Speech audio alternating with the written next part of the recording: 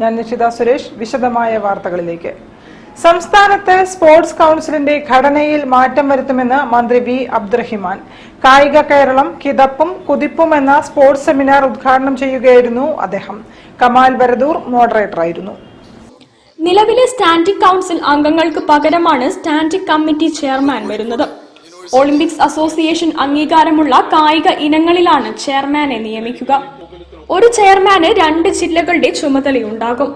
പ്രവർത്തനങ്ങൾ ഏകോപിപ്പിക്കാൻ ഡയറക്ടറുടെ ചുമതലയാണ് സെക്രട്ടറിക്കെന്നും മന്ത്രി പറഞ്ഞു. കായിക സർവകലാശാലയിൽ രാജ്യാന്തര നിലവാരമുള്ള സ്പോർട്സ് ഇൻസ്റ്റിറ്റ്യൂട്ടാണ് സ്ഥാപിക്കുക. സർവകലാശാലയുടെ സഹകരണത്തോടെ PG കോഴ്സുകൾക്ക് പുറമെ സ്പോർട്സ് സയൻസ്, എഞ്ചിനീയറിംഗ്, മാനേജ്മെന്റ് തുടങ്ങിയ വിഷയങ്ങളിൽ 5 കോഴ്സുകൾ, പരിശീലകർക്കുള്ള ഡിപ്ലോമ കോഴ്സുകൾ എന്നിവ തുടങ്ങാൻ ധാരണയായിട്ടുണ്ടെന്നും മന്ത്രി പറഞ്ഞു.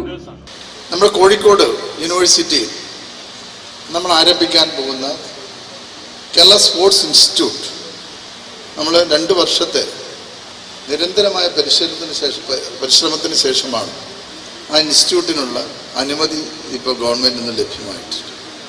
ലോകത്ത് നടക്കുന്ന കായിക മേഖലയിൽ ആധുനികമായി നടക്കുന്ന എല്ലാ പ്രവണതകളെയും നമ്മൾ കേരളത്തിലെത്തിക്കുക. ഇതിന്റെ ഭാഗമായി വിവിധ രാജ്യങ്ങളുമായി ഇപ്പൊ നമ്മൾ ചർച്ചകൾ നടത്തി വരികയാണ്. ജില്ലാ sports council president O Rajagopal അധ്യക്ഷനായിരുന്നു. സംസ്ഥാന sports council president U Sharaf Ali, press club president EP Muhammad, secretary PK Sajith, ജില്ലാ sports council vice president Roy V John തുടങ്ങിയവർ പ്രസംഗിച്ചു.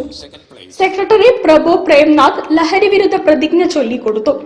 Sanil P Thomas, doctor G Kishore, TP Dasan എന്നിവർ വിഷയാവതരണം നടത്തി. കമാൽ വരദൂർ മോഡറേറ്ററായി. News bureau, Kozhikode.